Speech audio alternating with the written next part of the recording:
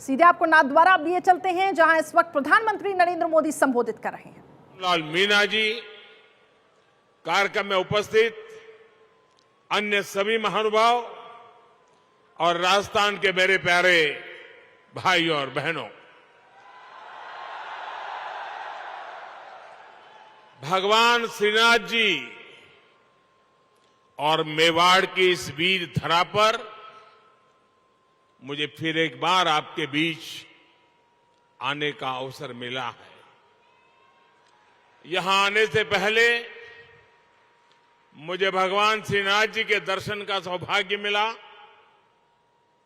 मैंने श्रीनाथ जी से आजादी के इस अमृत काल में विकसित भारत के संकल्पों की सिद्धि के लिए आशीर्वाद मांगा है। साथियों, आज यहां राजस्थान के विकास से जुड़े 5,000 करोड़ रुपए से अधिक के प्रोजेक्ट का शिलान्यास और लोकार्पण हुआ है।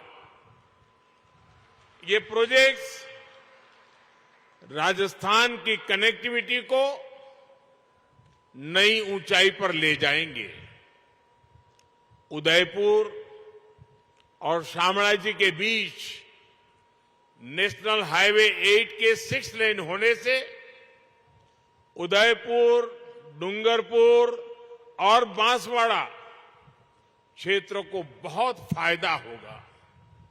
इससे शामळाजी और काया के बीच की दूरी कम हो जाएगी। बिलाड़ा और जोधपुर सेक्शन के निर्माण से जोधपुर और बॉर्डर एरिया तक पहुंच बहुत ही सुलभ होगी। इसका एक बड़ा फायदा यह भी होगा कि जयपुर से जोधपुर की दूरी भी 3 घंटे कम हो जाएगी।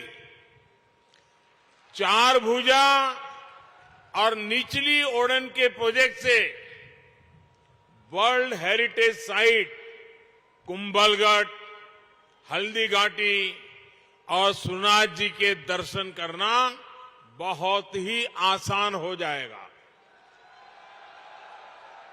श्री नाथद्वारा से देवगढ़ मदारिया की रेलवे लाइन मेवाड़ से मारवाड़ को जोड़ेगी।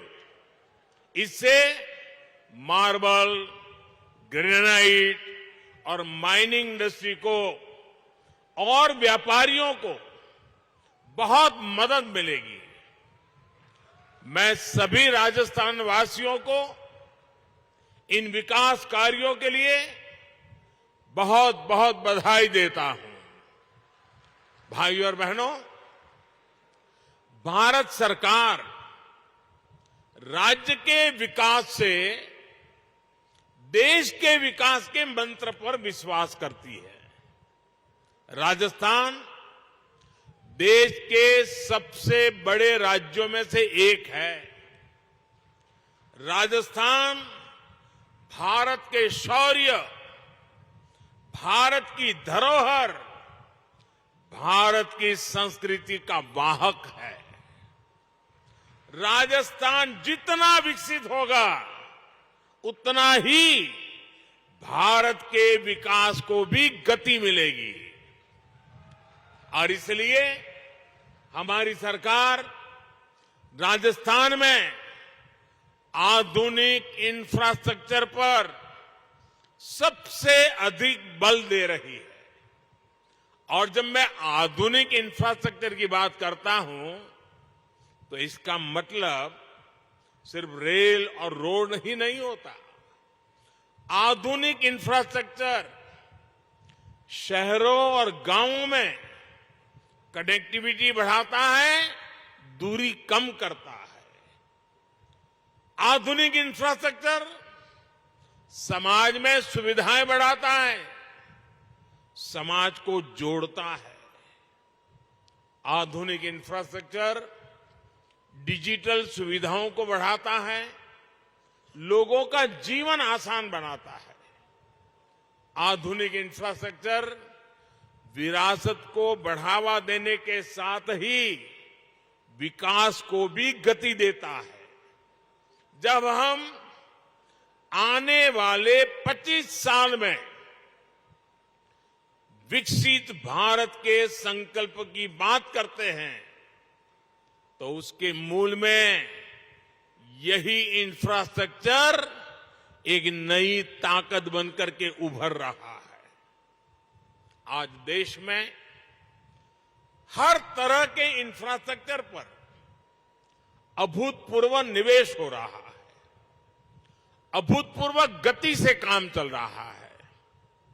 रेलवे हो, हाईवे हो, एयरपोर्ट हो, हर क्षेत्र में भारत सरकार हजारों करोड़ रुपए निवेश कर रही है।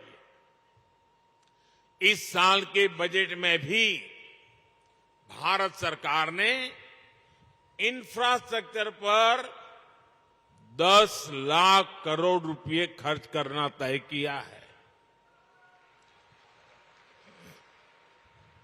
साथियों, जब इंफ्रास्ट्रक्चर पर इतना निवेश होता है तो इसका सीधा प्रभाव उस क्षेत्र के विकास पर होता है, उस क्षेत्र में रोजगार के अवसरों पर होता है।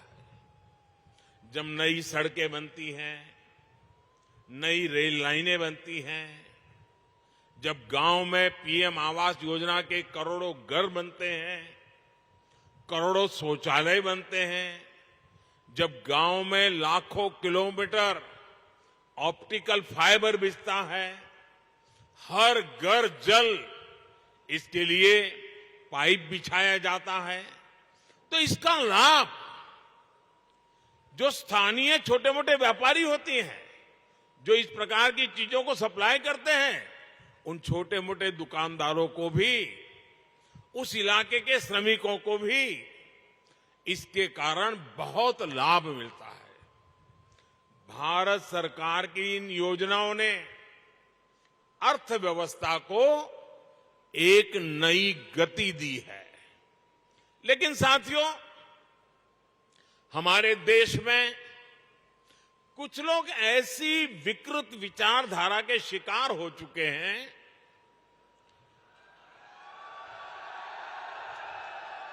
इतनी नकारात्मकता से भरे हुए हैं, देश में कुछ भी अच्छा होता हुआ वो देखना ही नहीं चाहते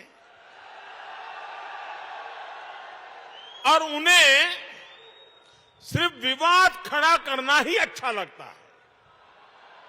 अब आपने कुछ सुना होगा, जैसे कुछ लोग उपदेश देते हैं कि आटा पहले कि डाटा पहले,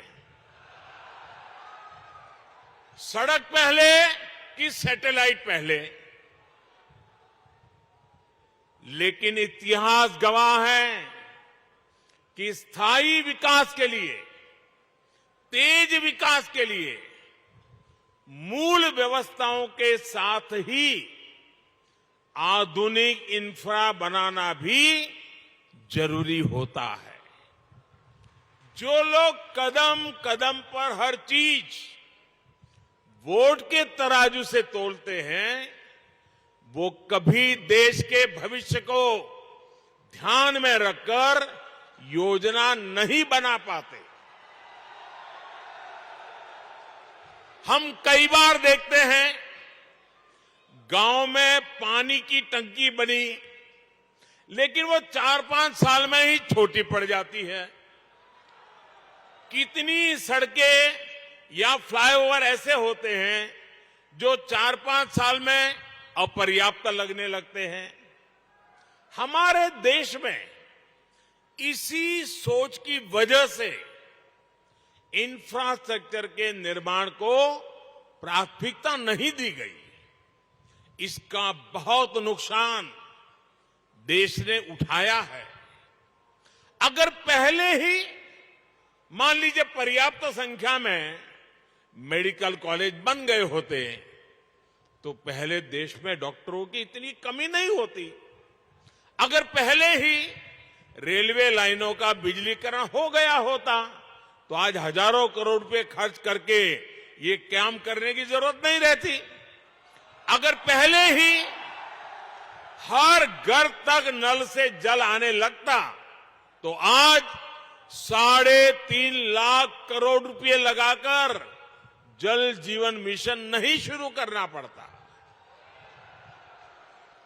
नकारात्मकता से भरे हुए लोगों में ना दूरदृष्टि होती है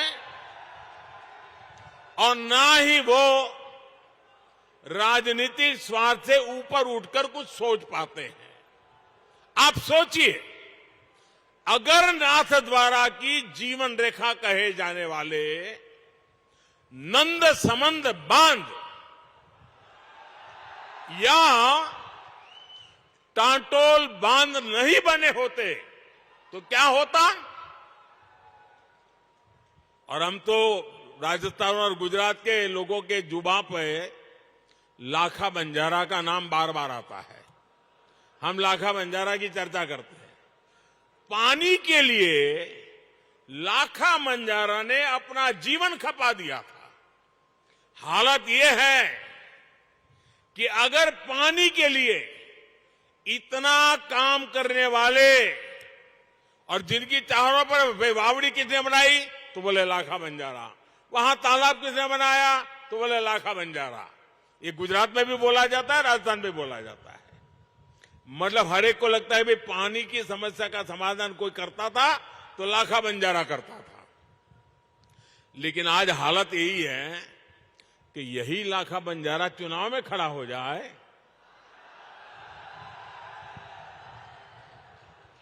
तो ये नकारात्मक सोच वाले उसको भी हराने के लिए मैदान में आएंगे।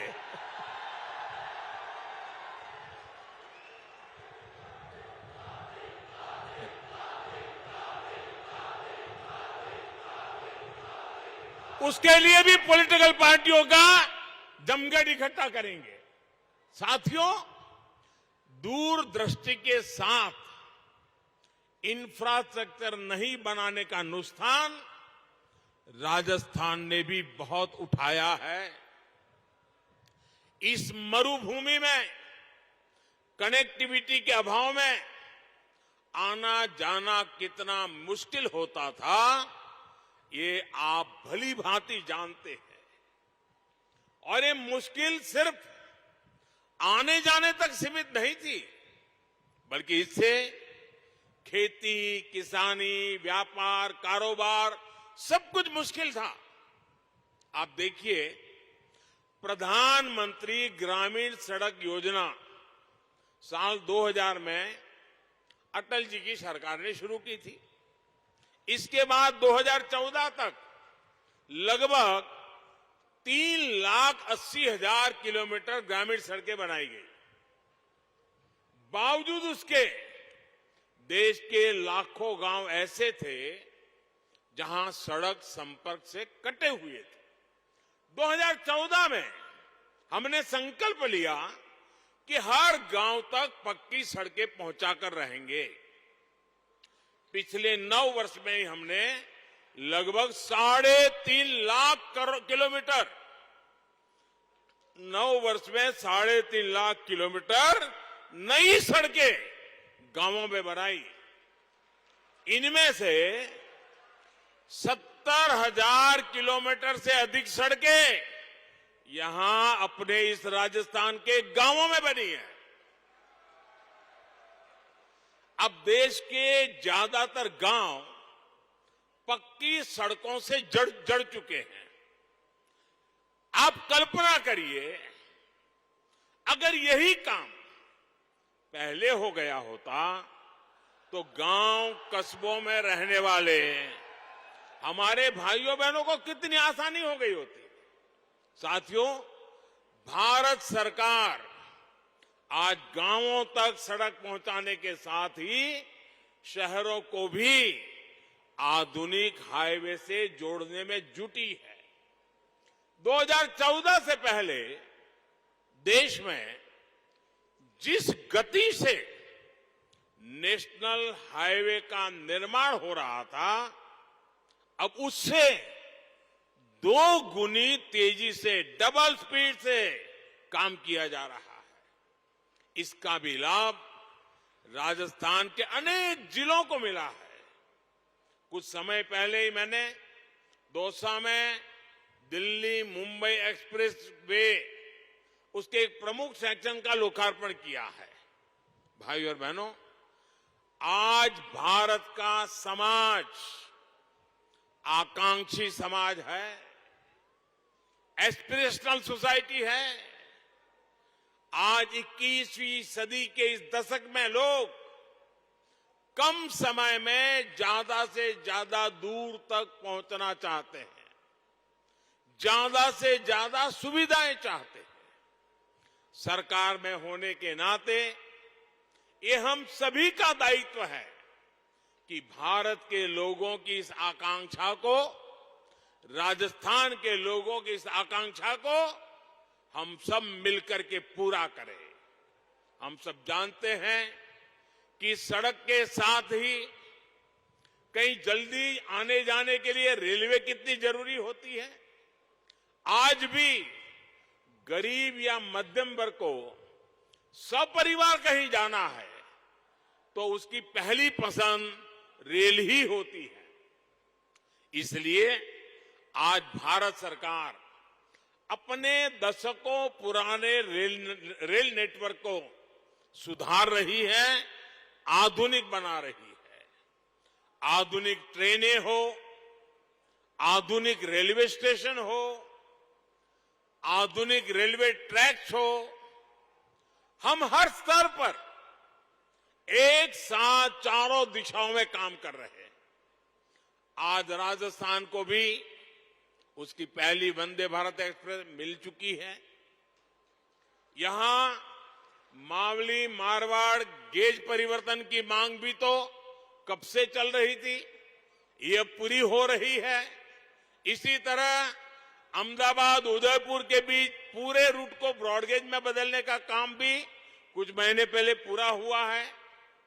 इस नए रूट पर जो ट्रेन चल रही है उसका बहुत लाभ उदयपुर और आसपास के लोगों को हो रहा है। साथियों, पूरे रेल नेटवर्क को मानव रहित फाटकों से मुक्त करने के बाद हम अब तेजी से पूरे नेटवर्क का बिजलीकरण कर रहे हैं।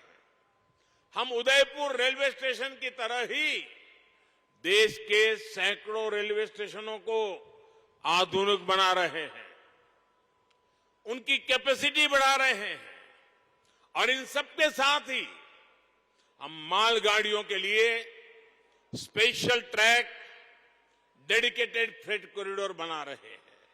साथियों, पिछले 9 वर्षों में राजस्थान का रेल बजट भी 2014 की तुलना में 14 गुना बढ़ा है।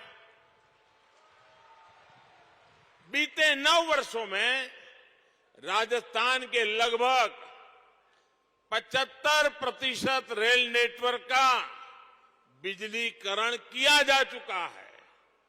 यहां गेज परिवर्तन और दोहरीकरण का बहुत बड़ा लाभ डूंगरपुर, उदयपुर, चित्तौड़, पाली, सिरोही और राजसमंद जैसे जिलों को मिला है। वो दिन दूर नहीं जब राजस्थान भी रेल लाइनों के 100% बिजलीकरण वाले राज्यों में शामिल हो जाएगा। भाई और बहनों, राजस्थान की बेहतर होती कनेक्टिविटी से यहां के टूरिज्म को, हमारे तीर्थ स्थलों को बहुत लाभ हो रहा है। मेवाड़ का एक क्षेत्र तो हल्दी घाटी की भूमि है। राष्ट्र रक्षा के लिए राणा प्रताप के शौर्य, बामा शाह के समर्पण और वीर पन्ना धाय के त्याग की गाथाएं इस मिट्टी के कण कण में रची बसी है। कल ही देश ने महाराणा प्रताप जी की जयंती पर उन्हें पुण्य भाव से स्मरण किया। अपनी विरासत की इस पूंजी को हमें अधिक से अधिक देश दुनिया तक ले जाना आवश्यक है। इसलिए आज भारत सरकार अपनी धरोहरों के विकास के लिए अलग अलग सर्किट पर काम कर रही है। कृष्णा सर्किट के माध्यम से भगवान श्री कृष्ण से जुड़े तीर्थों को, उनसे जुड़े आस्था स्थलों को जोड़ा जा रहा है। यहां राजस्थान में भी गोविंद देव जी, खाटू श्याम जी और श्रीनाथ जी के दर्शनों को आसान बनाने के लिए कृष्ण सर्किट का विकास किया जा रहा है। भाइयों और बहनों, भारत सरकार सेवा भाव को ही भक्ति भाव मानकर दिन रात काम कर रही है। जनता जनार्दन का जीवन आसान बनाना हमारी सरकार के सुशासन की प्राथमिकता है। हर नागरिक के जीवन में सुख, सुविधा और सुरक्षा को कैसे विस्तार हो, इसके लिए निरंतर काम चल रहा है। श्रीनाथ जी का आशीर्वाद हम सभी पर बना रहे, इसी कामना के साथ आप सभी को विकास कार्यों की फिर से एक बार बहुत बहुत बधाई देता हूं। बहुत बहुत धन्यवाद। भारत माता की, भारत माता की, भारत माता की। धन्यवाद। पीएम मोदी का हमला नाथद्वार में, राजस्थान में। इस वक्त पीएम मोदी को आप सुन रहे थे और देखिए, राजस्थान उनका दौरा, मेडिकल कॉलेज पहले ही बन जाने चाहिए थे। कॉलेज होते तो डॉक्टर्स की कमी नहीं होती। कुछ लोग विकास की राहों में रोड़ा बनते हैं। देश के हर गांव में अब पक्की सड़कें हैं। हमला भी बोल दिया सरकार के ऊपर वहां की। कांग्रेस पर पीएम मोदी का जोरदार हमला, कहा कि कुछ लोग वोट की राजनीति करते हैं। रेल नेटवर्क को आधुनिक बनाया जा रहा है। कुछ भी अच्छा हो उन्हें बुरा ही लगता है। मेडिकल कॉलेज पहले ही बन जाना चाहिए था। हर स्तर पर आज काम किया जा रहा है।